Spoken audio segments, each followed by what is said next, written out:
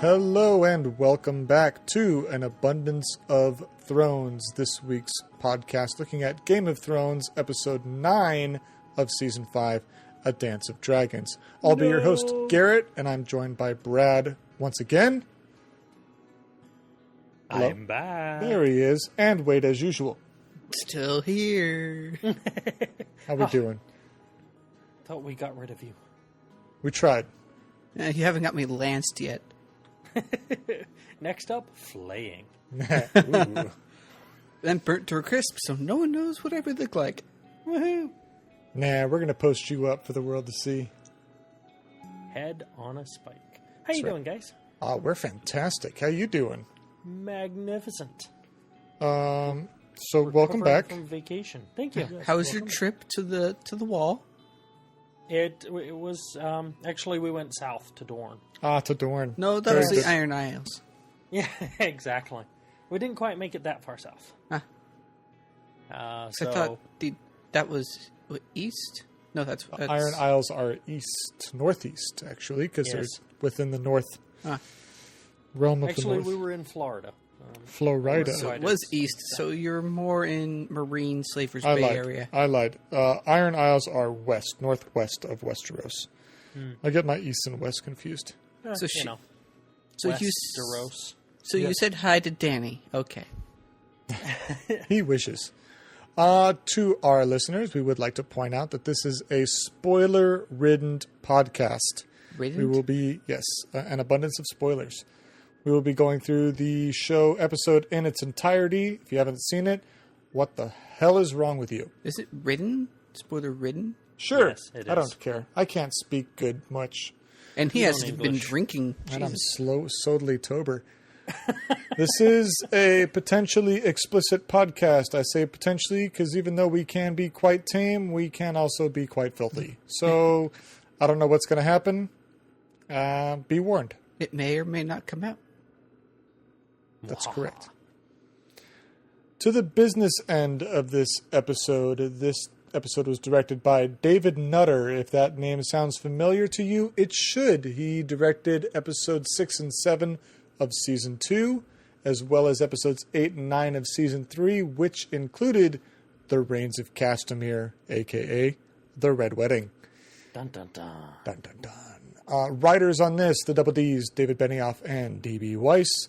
Viewership back up 7.14 million this week. Still down from episode 1, but we're on an upswing. Critically, rated at 94%. So a little bit of a drop from last week, but I think we can all agree still quite good. Yes, I agree. And one last thing before we get into the episode. For those who don't know, the Game of Thrones Monopoly has been released. You can find that at Amazon. A link was posted on our Twitter page just today, June 9th. So you can find that there. Or use our Amazon link and search as normal. So that is as of recording today, not as of posting today. Well, I mean, they're one and the same, but that's fine. If you like Monopoly and you like Game of Thrones, go pick that up. Okay. Great. What did you guys think of the episode overall? Wade, I'll let you start. The ending was awesome, but I guess we have to start at the beginning. It's usually a good place to start. Yeah, it usually is. Mm-hmm. Sometimes I'd like to shoot out of sequence, but it never really ends well. It's a very good episode. We're finally getting to the meat and bones of everything. Everything's starting to coalesce. Well, it better. We've got one episode. Exactly. I think kind of the downside with this season is normally we have kind of a mid-season finale at episode 4. Whereas a lot of, build up 1, 2, and 3, 4 hits hard, and then you have 5 to pick up the pieces. 6, 7, 8 build up, 9 hits hard, and then 10 Usually kind 9 of softens it up a is little a bit. pretty big hit. That's been the history up till now. This season, they've been pretty tame 1 through 7. 8 hit pretty hard, 9 hit harder by some people's perceptions, and we'll see how 10 wraps us up. loved the end of this episode, as I think many, many did. Some bits in the middle that were a little hard to watch. So we will we'll discuss that as a whole. How about yourself? I was not as impressed with the ending as everybody else seems to be. Because of content or quality? Yes. Okay. I had similar statements, I think, at first seeing it. I loved the content, but I thought the quality could have been better for HBO standards. Yeah, it wasn't bad. It was definitely still good quality and on par, and I just didn't feel it. I honestly, being the dual media that I am, I felt a better, more substantial hit from reading it. Okay. Which was odd. Interesting. Yeah. Anyway. Well, we'll get into what we're talking about here in a second, and maybe, Brad, you can share further insights relating from written story versus viewable story and see what kind of variations or where you're coming from with your statement and kind of shed some light on it for us. Sure. We start off this episode at somewhere in the North Part A with a fire bursting out in Stannis' camp. Huh? A classified location. At an undetermined location somewhere north of Winterfell. Castle Black and Winterfell. Yes. Somewhere along Definitely that line. havoc being caused there. This seems like it's the aftermath of last week with Ramsay promising, just give me a couple guys. I got this. It is interesting. I totally agree with that statement. Although typical Game of Thrones, it's alluded to but never expressed. However, there's a bit of a concern in the community that maybe this was a plan by Melisandre. Ooh. We'll get to how this maybe relates in a little bit, but once you've seen the episode, you might be able to correlate how actions A influence results B. Absolutely. But yeah, we find out that fires burst out all across the camp.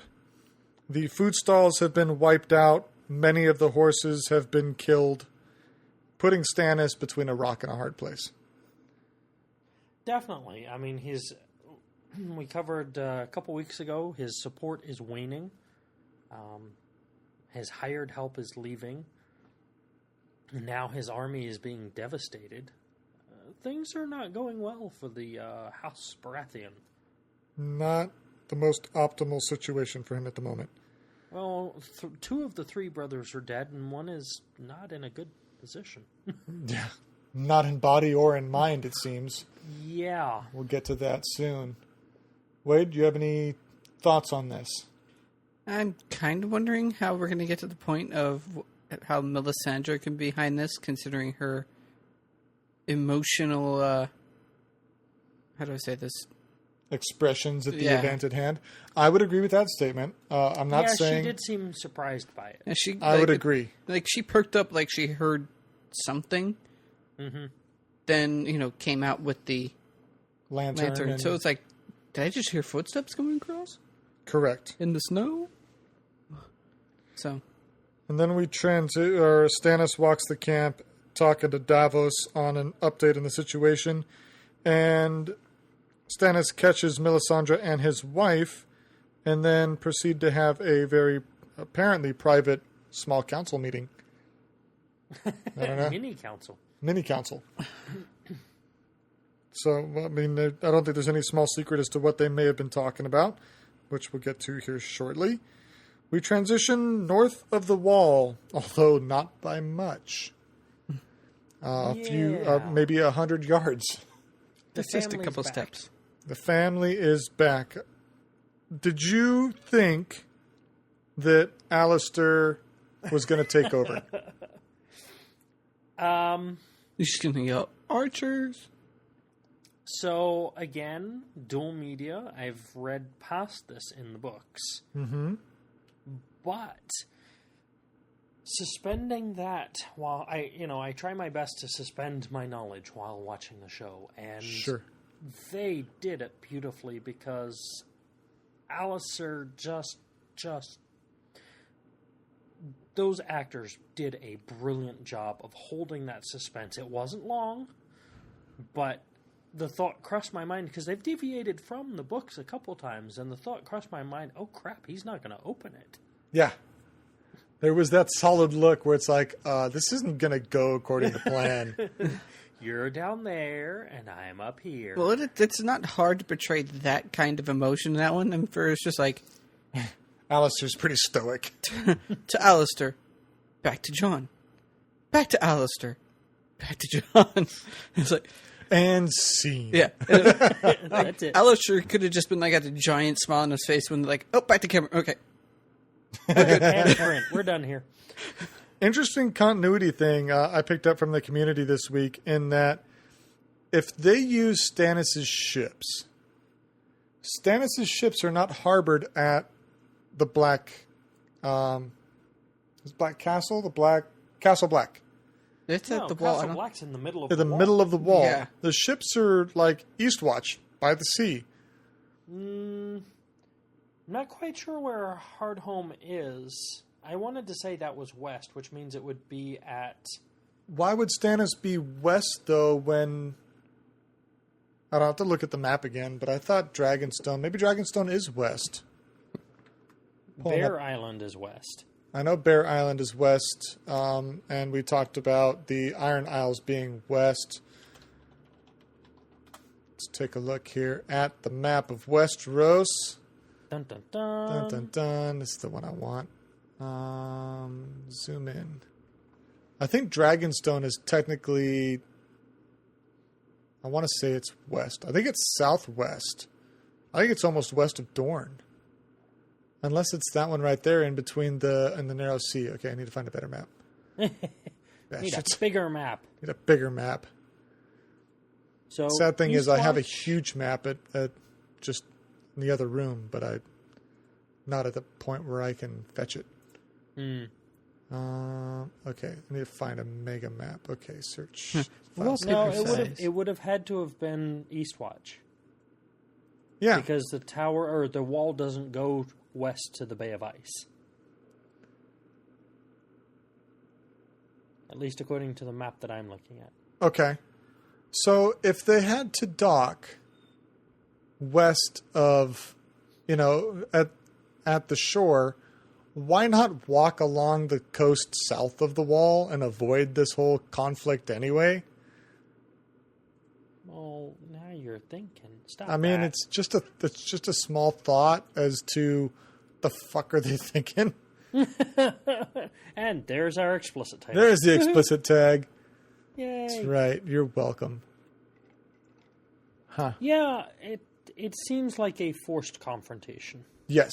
I mean, obviously, cinematic tension was needed with this scene and what's going on, but at the same time, if you wanted to be technical, Yep. not exactly the best way to go about it. Either way. So small continuity thing there. I'm not sure if we're assuming that the dragon was towed behind the boats on, or not the dragon, the giant was towed behind the boats on some giant boogie board, or if he just kind of waded through the water. But that He happened. climbed over the wall. We saw him come under the wall, but getting to the wall, that was the question at hand. He's been working out. He just got a nice brisk swim. It's all right. Yeah. Jeez. It's good for him. It's fine. He'll be fine. Very good. And then we see that John feels like he failed. Clearly, those that he saved he felt weren't enough. And, he promised salvation or whatever, and he did not bring enough home. Well, there was certainly a heck of a slaughter last week. Yes, it was. And a strong replenishing of the White Walker ranks. Yes. So there were a couple things that came out of that, and seeing as I wasn't here, I'm going to take a little license. Feel free, please. With your guys' episode last week. First of all, I wanted to point out that I'm not sure that Jon killing the White Walker was a result of the Valyrian steel. Okay. I think that there's something very special about Longclaw, specifically. Oh, really? You figure, whose sword has that been traditionally? It's only just become Jon's. Jon's. Correct. It's been one of Bear Island and the Mormonts. And the Mormonts are up in the northwest, up by the Free Folks' territory.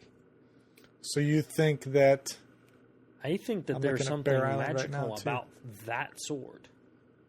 So even though they've touched base that it's Valyrian steel in the pre-episode aspects, which are always clues as to what may or may not be happening, that's not enough.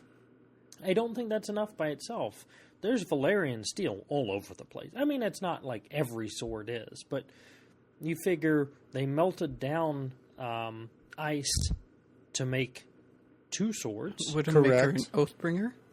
Or Oathkeeper? Yes. Oathkeeper. Oathkeeper and... Widowmaker. Yes.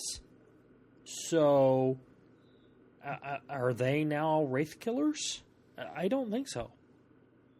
Maybe they are, maybe they aren't. I mean, I think, correct me on my lore, but I thought that I read and maybe heard in the community too, that kind of all the great houses were given a Valyrian steel sword by, I'm guessing, the Citadel, since they're the ones who learn how to forge Valyrian steel. And I think that I heard that the Lannisters lost theirs in some battle. It's at the bottom of the sea or something. Oops. But the Mormonts had Longclaw. The Starks had ice, and so on and so forth. Now, we've seen daggers. I believe the dagger that was issued in Season 1 to kill Bran, that Catelyn prevented along with Summer. Not Summer. Shaggy. Shaggy. I think Shaggy was Rickon's dog. What's Bran's dog? So it is Summer, because it's Greywind that's Rob's. That Summer helped. I believe that dagger was Valyrian steel. So yeah, we get a little bit here and there, but they're definitely not prevalent. We as viewers see them as prevalent because we're seeing all the major players. We're not seeing everybody. But it's an interesting concept. Yeah, in the books, and I don't think I'm giving anything away here, in the books it does mention that the wall is not just a physical barrier, that there is a certain magic to it as well. Okay. I want to say that sounds familiar, but yeah, I don't think it's been brought up in the show. But I don't think that's necessarily a secret. I'm revealing plot points. Sure. The wall has a magic to it as well. It's not just physical. So I don't think it's just a case of being Valyrian steel. I think there's something significant. Okay. Well, maybe we'll see more of that here in future seasons. Agreed. While at the wall, though, we get Sam trying to make Jon feel better, expressing that, yeah, he may not have saved all that he wanted to, but look at all the ones that he did save. We've got the giant coming under the wall, and some of the Night's Watch going, oh shit, they do exist. Do you remember giants hate stories? Yeah, they're not just... Well, they knew that they exist. I mean, they slew Mac the Mighty. That's right. That's true. They did see them when they were attacking the wall during Mance's deal. But prior to that, to my knowledge, no one had really seen a giant in quite some time, and the stories of their existence was suspect. And be warned, giants hate people who stare. Yeah. That was great from last episode. And then we have Alistair coming up to Jon, expressing how he feels about Jon's kind heart, which clearly went well. Oh, yeah. And then one last thing, I think, before moving away from the wall, is that Jon and was it Ollie, the boy? Yep. They kind of lock eyes, and I think Jon realizes not that Ollie's disapproval carries a lot of weight, but I think Jon cares enough about it to acknowledge his existence. For it to actually have an emotional toll. Yeah. I kind of saw that look on his face, like, "Hey," and Ollie just runs away, like, Yeah, no, fuck you. Back to an undisclosed location in the north, part D. We get Stannis sending Davos away.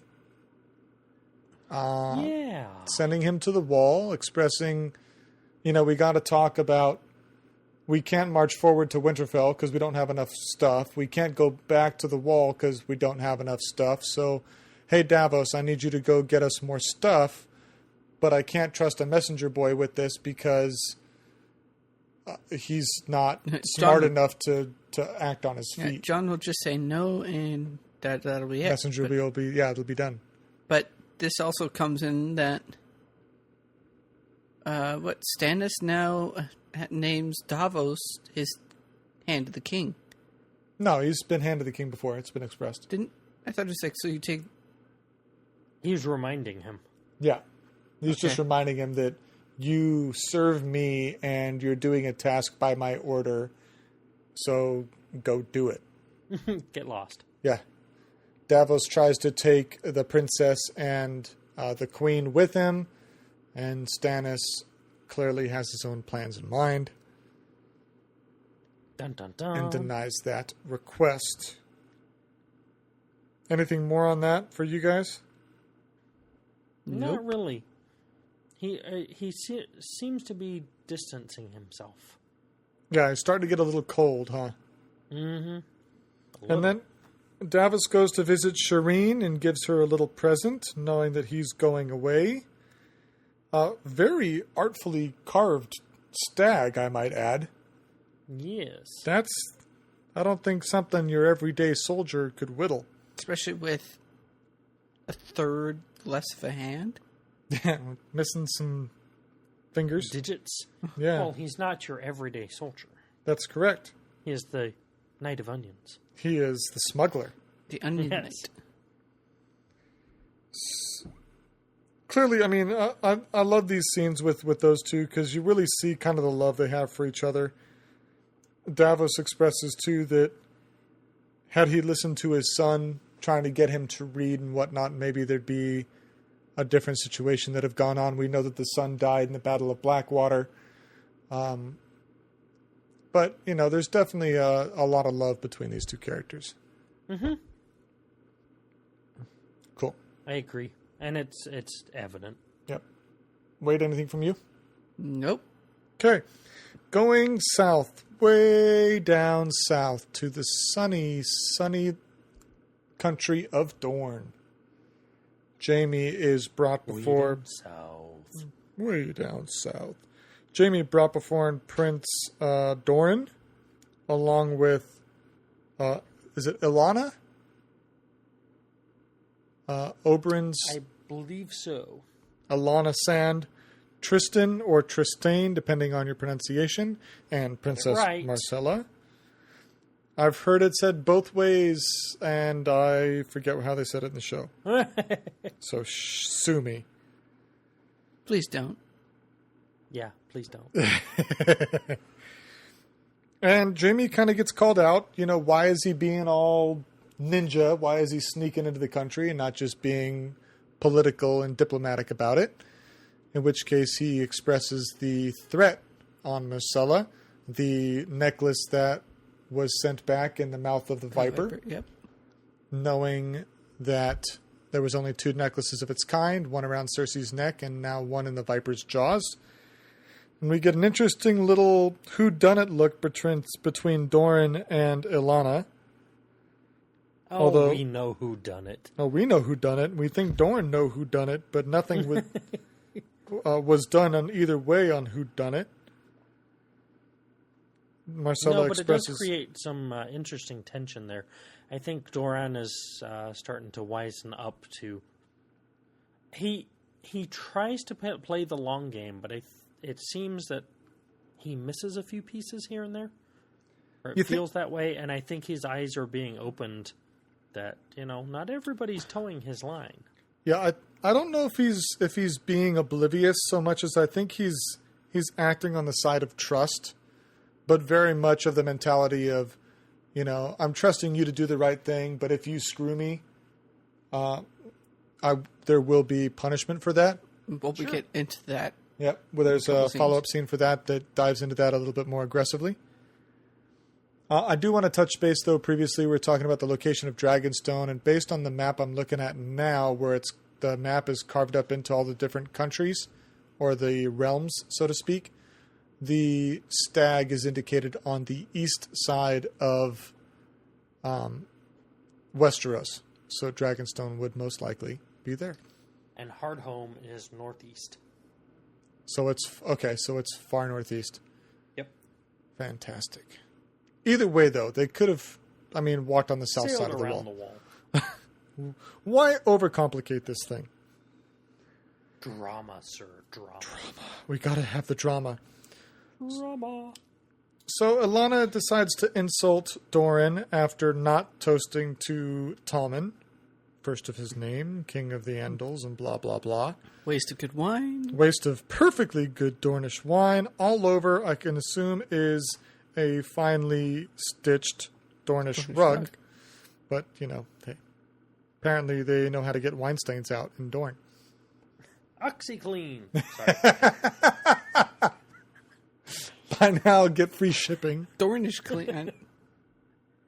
Well, and Doran playing the long political game. He cannot refuse his king, being Tommen, on sending Marcella back to the capital, but knowing that if the alliance is to sustain, that Tristan will also be joining her and taking up Oberyn's place on the small council. I don't think Jaime realizes just what has changed in King's Landing since he's left. Clearly not. The small council is not what it once was. There's positions open. Very true. Got some empty chairs. Including the Queen Regent. Anyway. Yes. We get a nice little threat to Ilana after she accuses Doran of having no spine, in which he wishes her a long and healthy life for the sake of his nieces, of which we find out she is the mother of 4. But if she keeps stepping out of line, he'll be sure that doesn't happen. Speaking out of line. Acting out of line. What did I say? Stepping, speaking, acting, whatever. Basically being a bitch. That's right. Pretty much. Deal with it. She's got that down really well. She's got bitch mode in full effect. That's for sure. Jaime advocates for Bronn's release to, which turns out to be Tristan's decision. He expresses mercy, as he's been taught. However, with the price. An eye for an eye, so to speak. I thought that was funny.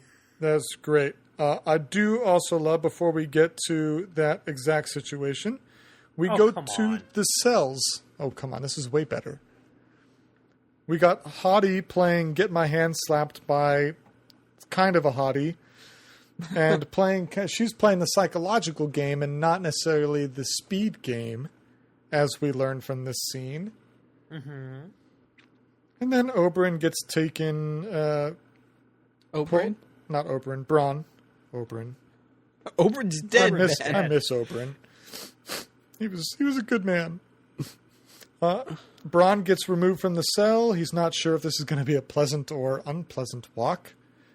But he confesses once again who the prettiest girl in the world is.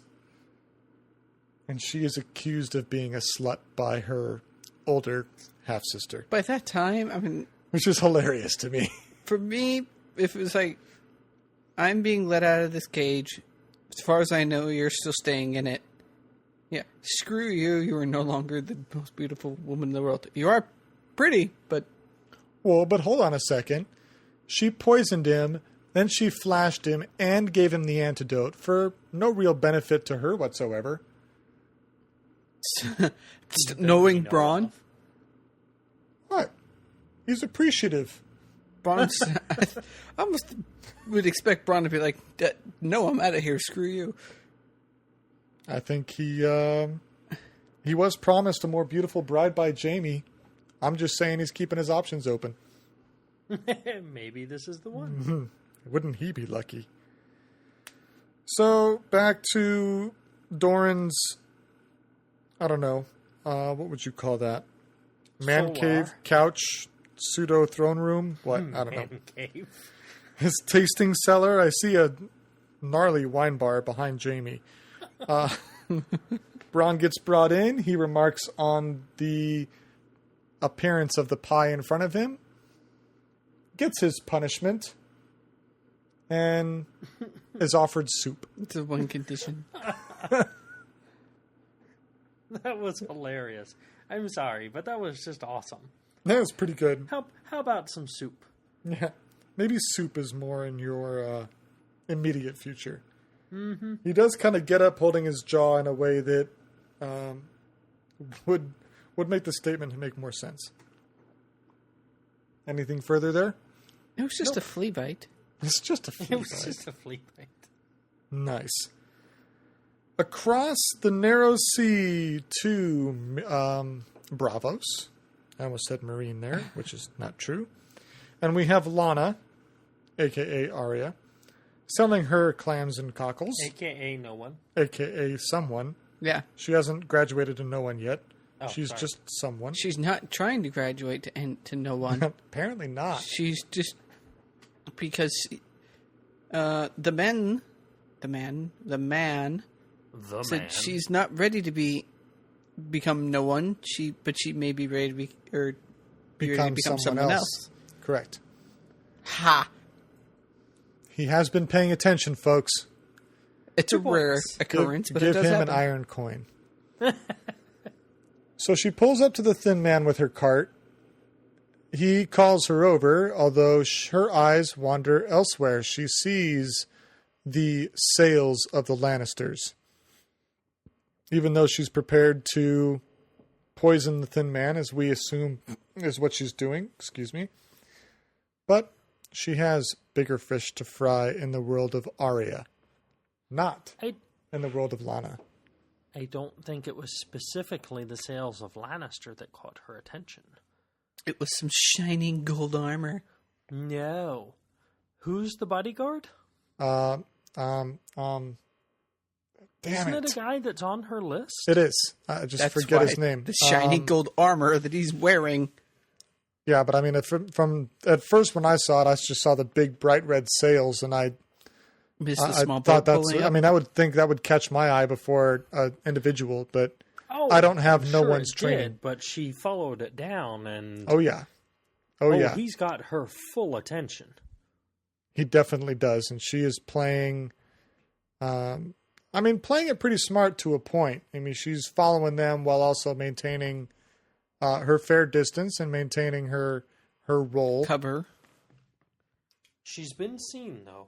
She's been seen, but I get the feeling from him that, well, we find out here in a little bit, is it a look of infatuation or a look of familiarity? And I use the term infatuation very, very loosely. Let's rephrase it. A look of... You know how you can come past those people and you get that, I know them from somewhere. Yes. That was the impression I got. I would... Not exactly recognition, not the infatuation you're insinuating. Just a very, that tickle at the edge of your brain, like, I can't quite place you, but I know you from somewhere. I totally agree. I think there was a familiarity without a distinct identifier. There's something familiar about that face. I just can't quite place it. God, I forget his name, though. Son of a bitch. Let's see if I can figure it out here real quick. Carry on. I'll look it up. Okay, good. So we follow the Lannister guards to a brothel, in which case Arya Lana decides to follow, selling her goods, which sounds so wrong to say, but it's kind of funny. And although she's she's attempted to get kicked out of the brothel, Isn't it Sir Meryn Trant? There you go. Trant. Uh-huh. There we go. Son of a For bitch. killing her dance instructor. Yes. Cyril Farrell? Sirio Firel, Yes. the water dancer.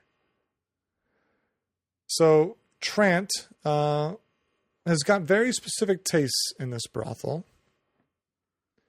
Now, I don't know about you guys, but when I saw the scene of him picking his companion for the evening, I got the impression that the one he chose was not part of the working class. I mean, the working girl class. She wasn't the dressed like a entertainment. hooker. She was dressed like a servant, Yes. and had that look on her face like, what am I doing here? What do I do now? He picked me. What does that mean? Yeah, exactly. Yeah.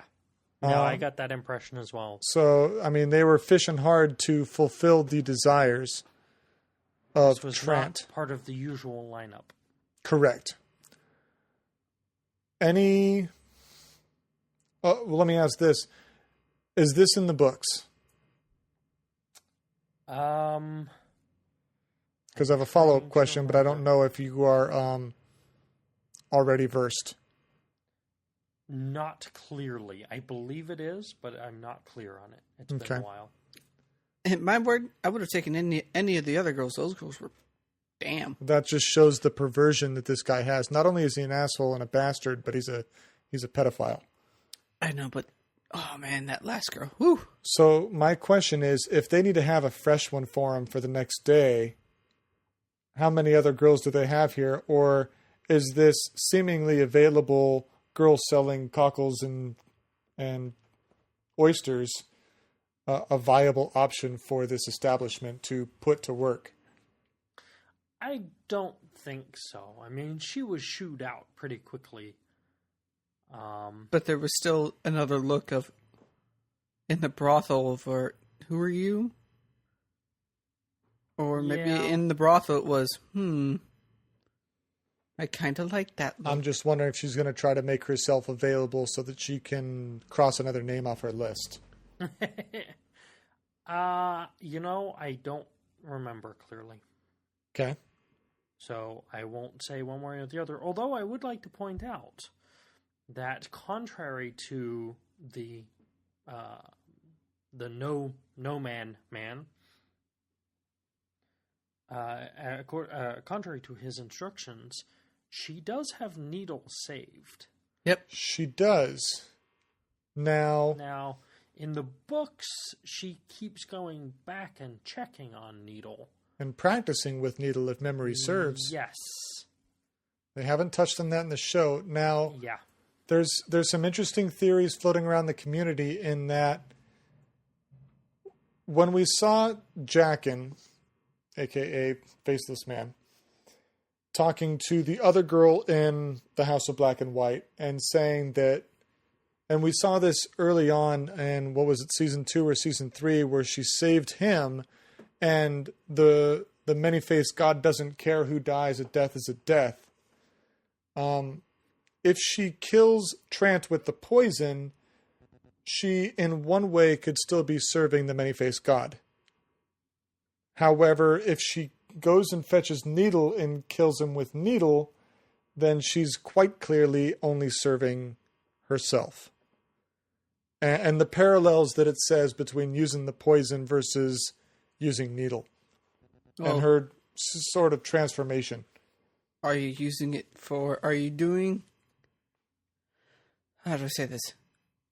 You're doing this for yourself.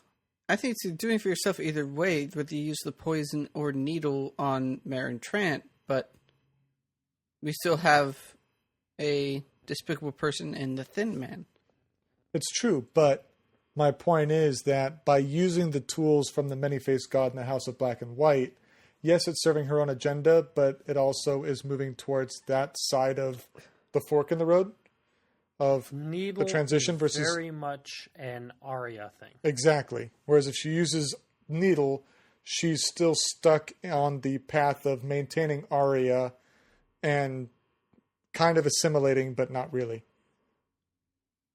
Let's go back to what you say. A death is a death to the many-faced God. I don't think that many-faced God cares how it's done. It's not so much how the many-faced god is, it's just going to show her character change or not. What's her state of mind? Yeah. Is she embracing her new life, or is she still holding on to Arya? Well, we haven't heard the prayer in a while. That's true. Now, I'm not sure if this scene happens next or not, because I've kind of jumped around a little bit, but when she returns to the House of Black and White, and she confronts Jaqen, and she says that the Thin Man wasn't hungry today, do we think, or are we supposed to be led to believe that he believes that lie? He didn't whip her. Or do we think that he sees through it and is seeing where she goes from here? There was enough of a pause there. I think he sees through it. I mean, that was... he gave the comment of, well, perhaps that's why the Thin Man is thin. Mm-hmm. But I'd like to agree with you in that, and maybe it's just the charisma of the character, but it did seem that he is aware of what she's got going on. There's some doubt. Yeah. She hasn't sold herself very well up to this point, so No. why should she all of a sudden be a master now? Yep. Very well. Moving back to Dorne, we see Doran and Ilana, and he is demanding her, in a sense, loyalty, fealty. An exhibitance of loyalty. Yep. And expresses that, he believes in second chances, but not third chances. Now, she seems very emotional in the situation, but I'm curious, is this her second chance, or has she already used that and it's now the third?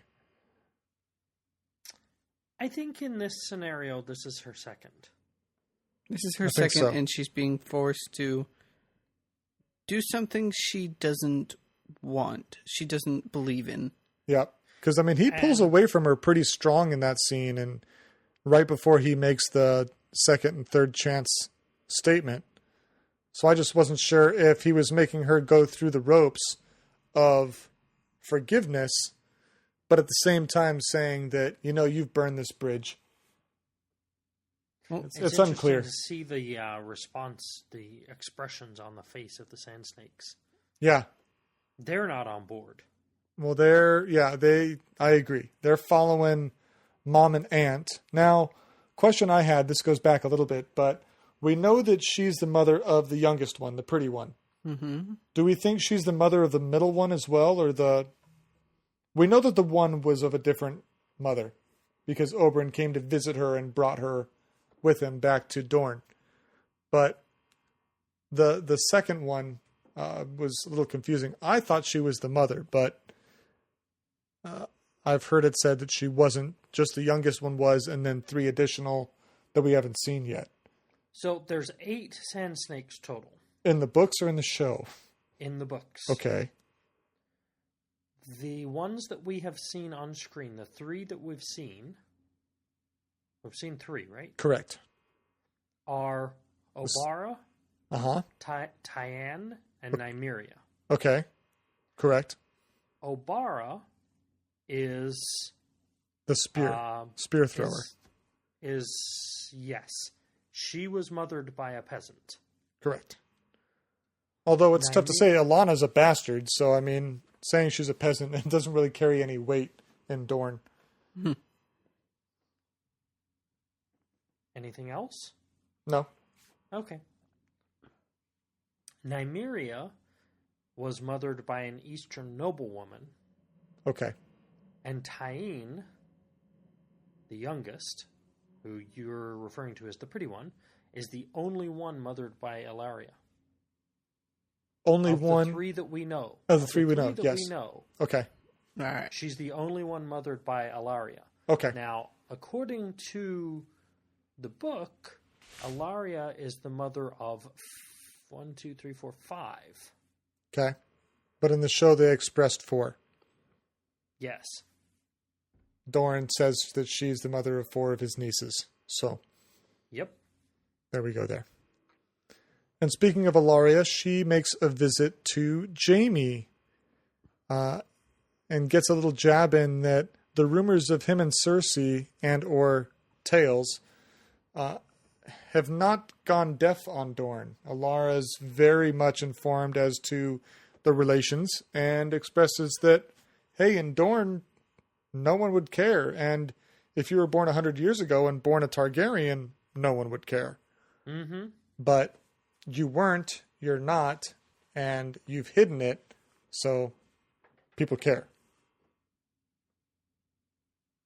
And then she makes a remark of him writing like a 7-year-old because he's writing left-handed, which I thought was funny. She's being mean. You think so? Mean. He's like, oh, just have the Maester transit for me. That's what he says. Screw you. Just have the Maester's kind enough to rewrite it. Interesting, though, that he's actually writing it in the first place and not just dictating. Yeah. Well, he's a prisoner here. He carries no... I mean, he's a very well-off prisoner, but he has no real power. Well, he was sitting there breaking bread with the royalty of Dorne, so I don't know how much of a prisoner you can be with that. But he has no authority, is my point. Peasants don't have any authority in Dorne. They're still there.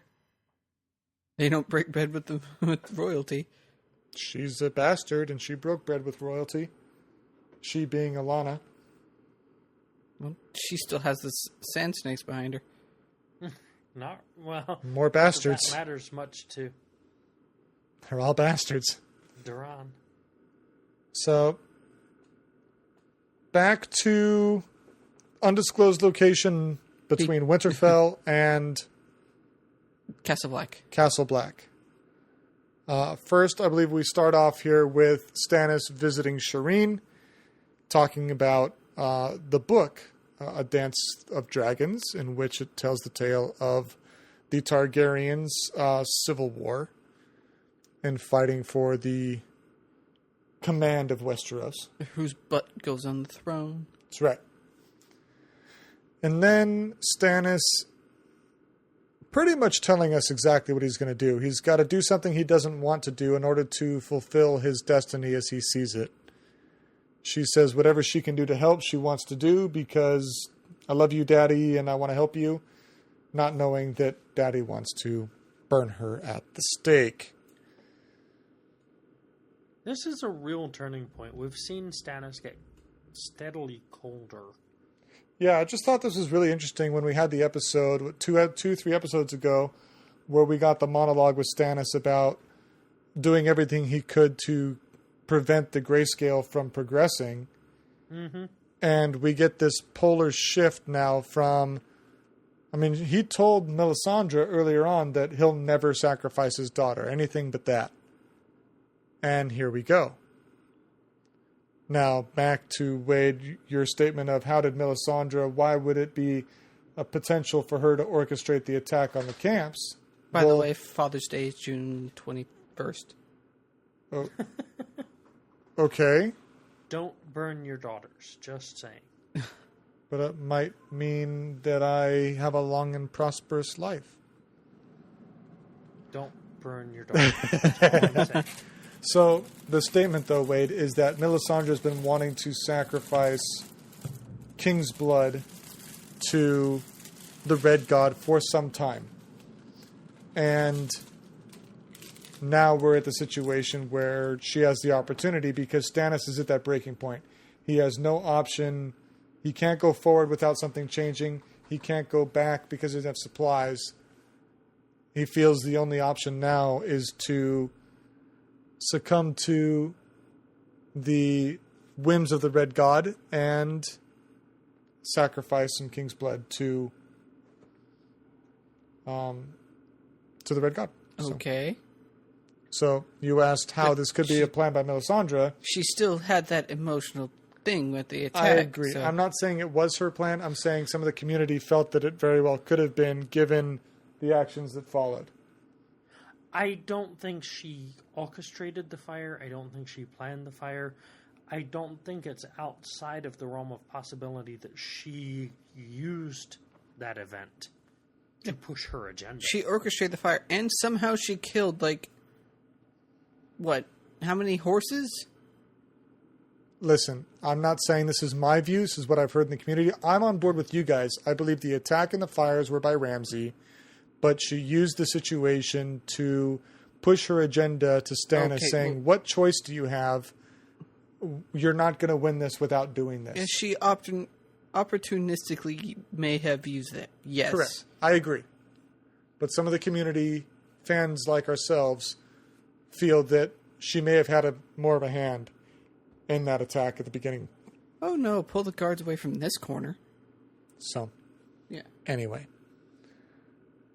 Regarding burning at the stake, she's calling out for Daddy. Daddy finally appears once she's bound. The mother is initially supportive of this decision. It's what the Red God wants. It's a great thing.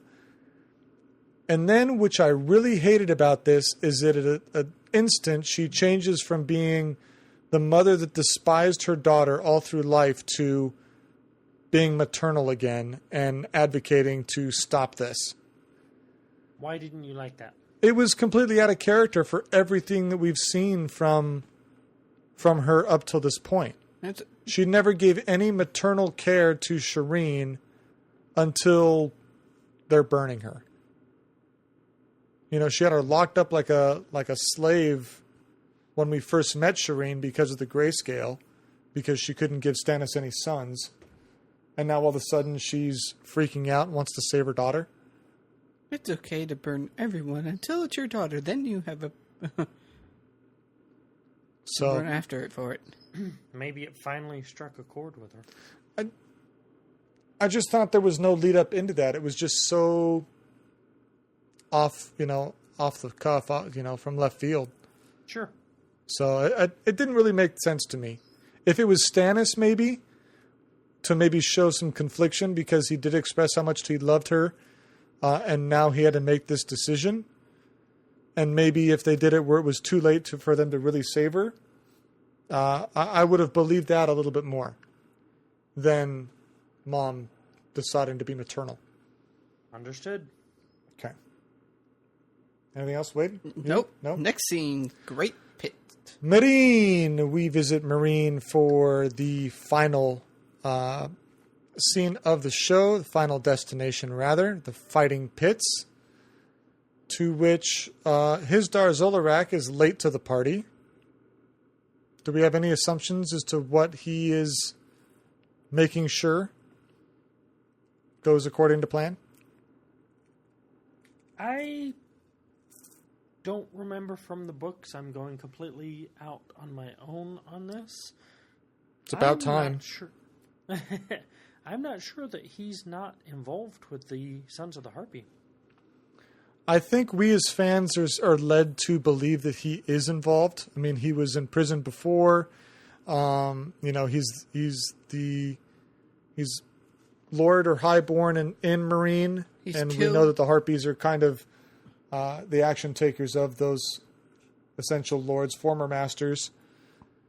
He killed the first son of the Harpy, by the way. Didn't.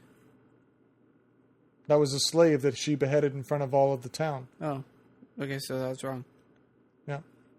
But then he gets killed off in this scene, so whatever. Yeah, so then if he orchestrated the Harpies, why would they have killed him? Strange. Meh. But before that, we get the, what's his name?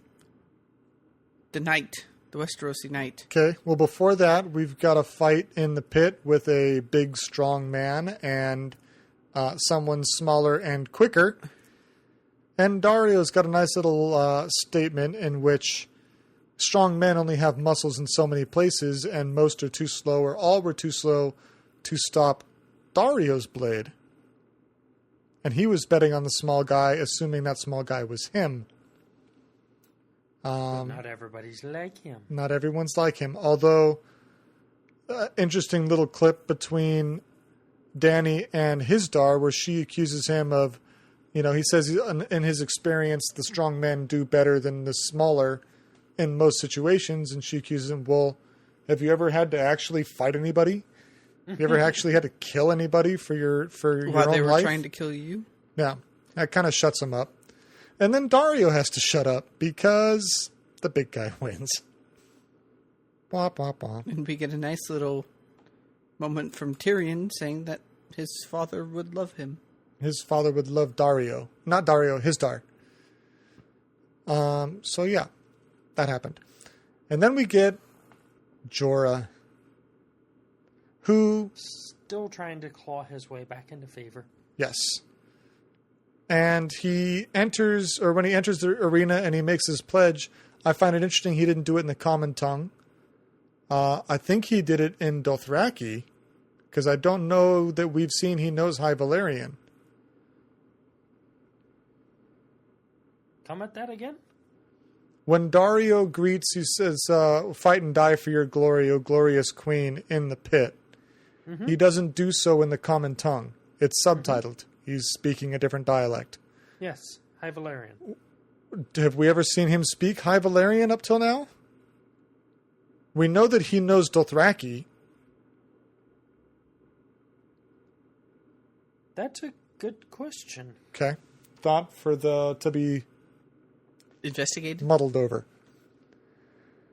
After some fight, another interesting fact of the scene is the expressions of Dany's face while Jorah is fighting. She is conflicted. Tyrion sees it. Tyrion expresses how she could call it all off if she should want to.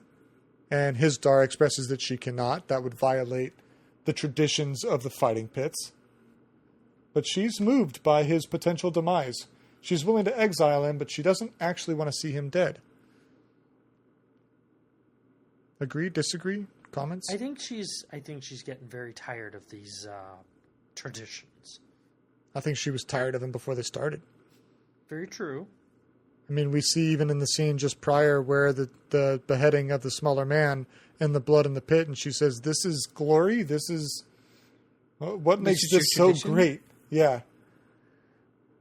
And then, I guess moving on. Jorah wins, grabs a spear. I believe we all think he's going to make an attack on Dany or something in the royal pit, and we see that not only has he seen something no one else saw, but prevents it from happening, and that's killing the first harpy of this sequence. I didn't think he was going for Dany. I thought he might have been going for Dario or Hizdahr? Hizdahr. Yeah, me too. Okay. Yeah, I don't. Dario, there's certainly no love lost between Jorah and Dario, but Dario is her companion of choice, whereas Hizdahr is her companion of necessity. Yes. Very political. So I could see there being hey, let me take care of this for you. Yeah, that's fair. Although they duck and cover her because they think it's an attack on her. And we find out it is the first harpy. And holy shit, there's a lot of harpies in this fighting pit. Glad she reopened the fighting pits. Yeah, such a great thing. It was a good way to flush them out. Well, she did mention about, letting the snake strike so you can cut its head off. Mm-hmm. Well, it certainly struck. We see Jorah reaching out to Dany to offer her safety. Tyrion saving Missandei with a little dagger to the back of a harpy. Aww. Lots of Unsullied die in this scene. Clearly overrun. They were not prepared for a situation like this. That seems remarkably irresponsible. Soft. Think they've gotten soft? They've gotten soft. They've been hanging out in brothels and, haven't had to march anywhere in a while. Lazy, Unsullied. That seems remarkably unresponsible to me. We know there was a group out to kill the queen. Mm-hmm. Let's have not as many men as possible. Let's have, the smallest amount of guards available. Yeah, there weren't that many. They were slow to react. Again, all plays into my theory that they've gotten soft. They're just... I mean, we've had some civil disturbances. There have been some issues with the Sons of the Harpy, but they've been more police issues and less army issues, right? And these are soldiers. Yes. They're not cops. Correct. And they've been parading around the town being cops, and that's not who they are. I agree with Wade, though. I mean, we've been built up since, episode 2 this season about this underground group of revolters, rebels. They read a mark of how many there are. Sorry. Yeah. What was it, episode 5? No. Something earlier. like that. Episode, the Sons of the Harpy episode, Yeah, where exactly. they kill Barristan.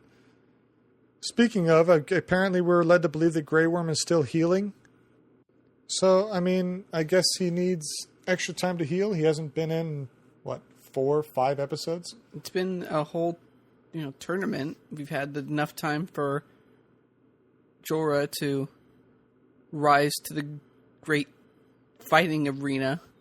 Yep. Well, I mean, we saw that he fought his way in that one pit, met with Dany, got exiled again, went back to the Master. Came back and said, "Let me fight for you." So he had enough time to fight through the whole quote-unquote tournament. I think he earned his way to fight at the Great Pits after the first fight that we saw. No, he said, "Let me fight for you."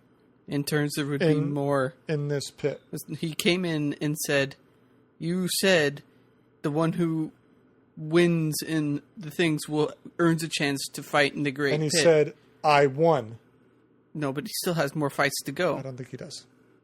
I don't think him winning 1-2 fights allows him to be fighting the Grand Pit. They I doubt just that. reopened the pit. How many fighters do you think they have available? Well, they Hundreds. bring up 4 in one freaking match. Thousands. There's a lot of other fighting pits that are all culminating. Everybody wants in. Okay, either way, Tell you we're though, arguing if about Grey Worm was there, he would have killed 150 just by himself. I know. They'd be like, Now, Dany and her crew are now surrounded in the middle of the arena. She holds Missandei's hand and closes her eyes. Do we think that she's embracing for death here? Or is there something telepathic going on? How do I say? Warg?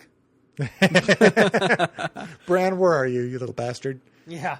No, I don't think she's a warg, but I think there's definitely a connection.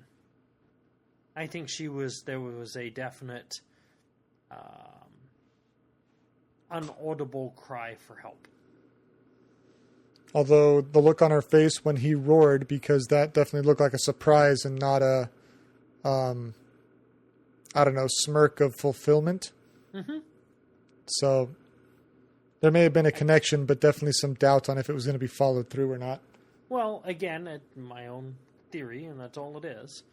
I think there's a connection. I don't think she knows it. Sure. Not completely yet. Okay, that's fair. If we go back to Bran, I don't remember how much was borne out in the series, but definitely in the books, he was having dreams of being... of warging, of basically yeah, the wolf's of perspective. Being his wolf. They touched on that a little bit, although in the book it was aggressive. While he was more sleeping, intense. we got the whole thing of the wolf jumping up onto his bed. Then he wakes up and the wolf's right there. Well, and he was talking to the wildling that they had captured too about these dreams where he is eating flesh and running through the woods and that kind of stuff too. So it was expressed, but not as aggressively as the books had it, for sure. Okay. But I'm wondering if it's that same kind of latent impression for Dany, that there is a connection. She can kind of touch it, but doesn't understand or doesn't fully realize what she has. Okay. I mean, I'll buy that. Just a thought. So Drogon lands and wrecks the place. Not after a couple not like spears. wrecks, but he restores order. Not really. You don't think so? No, he may have munched on a couple of Harpies and He burned like a toasted crap ton of them. toasted a few, but as we said, there were a lot of damn Harpies. Yeah, But I they think were starting to get the better of him. Oh, well, I mean, that's true. He had a few spears, but I think at the same time, the power of the dragon had been expressed, and I think that goes a long way. Was the conflict totally resolved? No, I agree. But she's got a fucking dragon. 3. I know, but he couldn't have stayed. No, I agree. They would have killed him. Yes. But in that sequence, he is saved and I think we can all agree the bond has grown stronger between Dany and Drogon. By the way, nice kill there from Dario. That's right. Now, I want to remark on the graphics in this scene where she pulls the spear out and he's roaring at her face. Her hair's blowing. His fins are flapping. The shading, the detail. Oh, my God. $20 a month well spent. That's all I got to say. They could have just had a dark, blackness in his mouth. But no, they got the top. They got pretty much the palate. They got the tongue in there. It was really well done. Each tooth you could see as a defining, object. Yep. They did a really good job. See, I disagree. You disagree? Do tell. No, I think the details were a little fuzzy in this one. Really? Yes, they had a lot of detail in there, but it wasn't as sharp as I would have liked it. I think it fit the resolution for the rest of what's going on. Maybe. I think if it was more detailed or more crisp, it would have stood out too much. Now, and a follow-up though, when she's rides on Drogon and she's green, and they have her flying over the fighting pits, to me that looked weak. Oh yeah, definitely. And when she's flying in front of the Great Pyramid of Marine, that looked weak. Mm-hmm. In this show, they've done an extremely good job of not showing you where the green screen was. It's a blend of set or area, and then it's elaborated on with the green screen. With those two shots, it was exceptionally clear as to, what was a set and what wasn't. So, I mean, just the quality of those two shots were, to me, subpar for HBO and Game of Thrones quality. Yeah, I agree. I can't quite put my finger on it. Like I said, it seemed a little blurry, not quite as sharp as they had been. But it just the entire scene. I mean, face to face, as close as the virtual camera was, I should have been scared. And I just wasn't. Okay. We weren't scared. We were awestruck. Yeah, I think that may be accurate. I mean, I yelled at when Drogon flew into the fighting camp. Granted, I was about a bottle of wine down at this point, as I do with Game of Thrones. Uh-huh. But I believe for our listeners, if they saw, I think I tweeted, How to Train Your Dragon, Eat Your Heart Out for A Dance with Dragons. So nice. If that goes to where my mind was at. And that wraps up this episode. I mean, we get Tyrion looking awestruck, and I think finally conforming to Jorah's statement of the turning point was essentially the dragons and her interactions, so to speak, with them that caused Jorah to stop being a spy and become a follower. And I think we see that now in Tyrion as well. Yeah, he was kind of along for the ride, but I think now he believes. Well, it's keeping him alive. Well, quite literally, yes. There is that. It's kind of an added benefit. Yeah. Anything else to add for you guys for season 5, episode 9? No. I will be interested to see how they close this season out. We got one more to go. Yeah, depressing topic there. We are coming up on the finale, coming up on this pre-Father's Day weekend. I think Dany doesn't know what to do anymore. She's resisted the traditions. She gets attacked. She opens the traditions. She gets attacked. We see in the in the upcoming episode, she's not around all that much. Well, the next episode, it's important to say that it is titled Mercy of the Mother, or Mother's Mercy, one of those two, which we were deliberately expressed was the confession before the seven-faced or seven-starred god. And should one confess to their sins, they would be granted the Mother's Mercy. So we know that there's going to be a fair amount of Marjorie Cersei and Mother of Loras. Dragons and Drogon took a couple spears. Mercy of the Mother as well. Sure, a little bit more of a stretch, Interesting. but Interesting. Tried. so, but yeah, it should be interesting to see how they wrap this up. Typically, again, episode 10 is a little calmer. However, David Nutter will be directing that one as well, and based on his track record, He does typically combat. He does the the high action octane shows. one. Yeah. Yes, agreed. So it'll be hopeful, exciting to see what comes. Danny's on the run. She's on the temporary retreat. She's on the flight. She's airborne. We would like to remind our listeners to talk to us. Hit us up, facebook.com/abundance.not or Twitter @abundanceknot. We look forward to hearing from you and saying hi. Absolutely. Hit us up. Talk to us. We like it. And with that, we'll see you next week. Vala Morgulis. Vala Dohaitis.